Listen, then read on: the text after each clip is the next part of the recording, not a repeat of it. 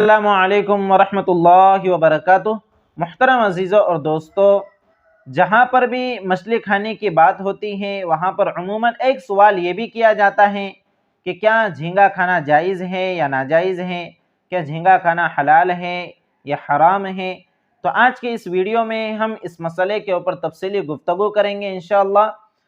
تو اس مسئلے کو سمجھنے سے پہلے کہ جھینگے کا شرعی حکم کیا ہے، شریعت مطہرہ میں جھینگا کھانے کی اجازت ہے یا نہیں، آپ ایک بات اپنے ذہن میں رکھیں کہ امام ابو حنیفہ رحمۃ اللہ علیہ کے نزدیک، جن کی ہم تقلید کرتے ہیں، جنہیں ہم فالو کرتے ہیں، ان کے نزدیک سمندری جانوروں میں سے، بحری جانوروں میں سے صرف مچھلی کھانا حلال ہے۔ مچھلی کے علاوہ جتنے بھی سمندری جانور ہیں، مچھلی کے علاوہ جتنے بھی بحری جانور ہیں، ان کا کھانا ہمارے نزدیک جائز نہیں ہے، حلال نہیں ہے، حرام ہے۔ صرف اور صرف مچھلی ہی، سمندر کی جانوروں میں سے صرف مچھلی ہی وہ جانور ہیں جس کا کھانا حلال ہے اور جائز ہے۔ تو اس مسئلے سے یہ بات سمجھ میں آ گئی ہوں گی کہ جھینگے کے حلال اور حرام ہونے کا دار و مدار اس کے مچھلی ہونے یا نہ ہونے میں ہے۔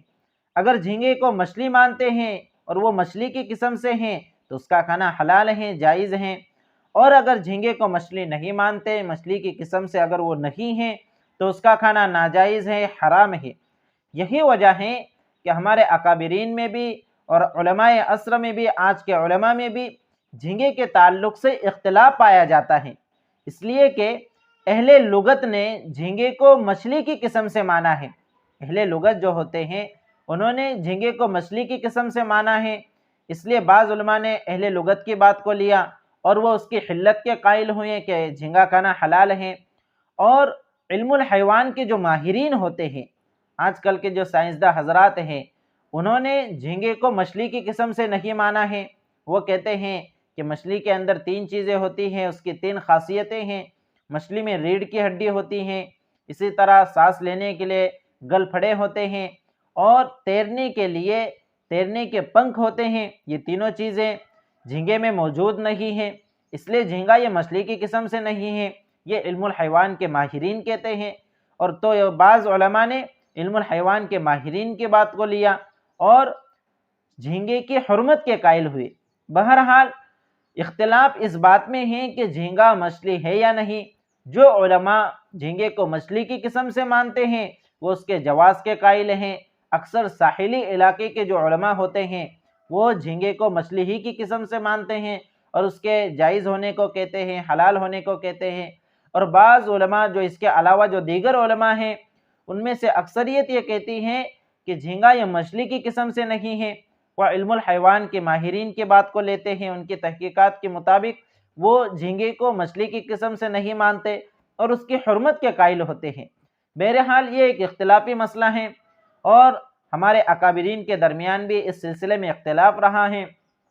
اس سلسلے میں حضرت شیخ الاسلام حضرت مولانا حسین احمد مدنی رحمۃ اللہ علیہ کا ایک واقعہ ملتا ہے کہ ایک مرتبہ حضرت سفر میں تھے، کہیں اسٹیشن پر رکے، کسی میزبان نے، کسی آپ کے چاہنے والے نے آپ کے سامنے تلے ہوئے جھینگے پیش کیے۔ تو حضرت نے پوچھا کہ بھائی یہ کیا چیز ہے؟ تو اس نے کہا کہ حضرت یہ جھینگا مچھلی ہے۔ تو حضرت نے کہا اچھا بھائی، مچھلی کو پیر کب سے آنے لگ گئے؟ تو بہرحال حضرت مولانا حسین احمد مدنی رحمۃ اللہ علیہ نے بھی اس کی مچھلی ہونے کا انکار کیا۔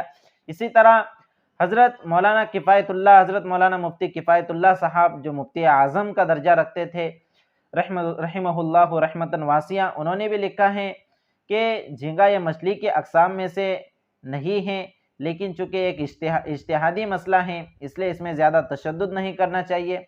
البتہ علامہ تھانوی رحمۃ اللہ علیہ اس سلسلے میں صاحب حیات الحیوان یعنی علامہ دمیری شافعی رحمۃ اللہ علیہ کے تحقیق کو مانا کرتے تھے اور کہا کرتے تھے کہ بھائی مجھے اب تک تو اطمینان ہے کہ جھینگا یہ مچھلی ہی کی قسم سے ہے، وَلَعَلَّ اللَّهَ يُحْدِثُ بَعْدَ ذَلِكَ أَمْرًا، ہو سکتا ہے اس کے بعد کوئی نیا امر اللہ رب العزت ظاہر کر دے، لیکن ابھی تو میں اسے مچھلی ہی کی قسم سے مانتا ہوں اور اس کو جائز سمجھتا ہوں۔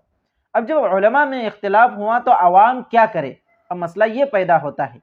تو یاد رکھیے کہ جھینگے کا مچھلی ہونا نہ ہونا، اس کا حلال ہونا نہ ہونا، یہ چونکہ ایک اجتہادی مسئلہ ہے اور بعض उलमा इसे हलाल होने को मानते हैं, इसकी हिल्लत के कायल हैं, और بعض उलमा इसकी हुर्मत के कायल हैं। इसलिए एक इज्तिहादी मसला है, इसलिए इस सिलसिले में ज़्यादा सख्ती बरतने की ज़रूरत नहीं है। जो हजरात खाना चाहते हैं उन्हें खाने की गुंजाइश है, जो खाना चाहते हैं जिन्हें पसंद है वो खा सकते हैं, इसमें कोई हरज नहीं है। और जो नहीं खाना चाहते वो खाने वालों को लानो तान न करे, खाने वालों को हराम खाने वाला न कहें। अगर आप नहीं खाना चाहते तो न खाएं, आप अगर एहतियात पर अमल करना चाहें तो एहतियात पर भी अमल कर सकते हैं।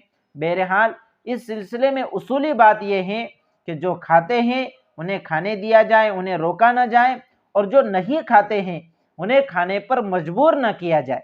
ये एक इस सिलसिले में उसूली बात है।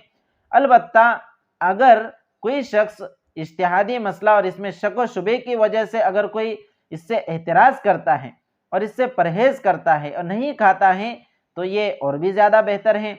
अलबत्ता खाने वालों को लान तान नहीं करना चाहिए, इसलिए कि बाज़ उलमा ने इसकी हिल्लत का भी फतवा दिया है और बाज़ उलमा ने इसकी हुर्मत का भी फतवा दिया है।